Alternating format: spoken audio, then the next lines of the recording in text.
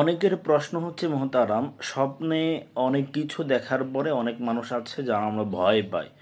এখন স্বপ্নে ভয় পাওয়া থেকে মুক্তি পাওয়ার বিশেষ কোন আমল আছে কিনা? অত্যন্ত গুরুত্বপূর্ণ এবং জীবন ঘনিষ্ঠ একটা বিষয়। আমরা আমাদের প্রাত্যহিক জীবনে আমরা ঘুমের ঘরে অনেক স্বপ্ন দেখতে পাই, যেগুলা এবং আমাদের ভীতি সঞ্চার করে, আমরা ভীত সন্ত্রস্ত হয়ে পড়ি এবং কোনো কোনো ক্ষেত্রে এই ভয় আমাদের কিন্তু দিবসের কাজকর্ম করার ক্ষেত্রে প্রতিবন্ধকতা সৃষ্টি করে। এটা আসলে স্বপ্নে ভয় পাওয়া থেকে মুক্তির কোনো আমল আছে কিন্তু গুরুত্বপূর্ণ একটা আমল নিয়ে আজকে আমরা কথা শুনবো ইনশাআল্লাহ।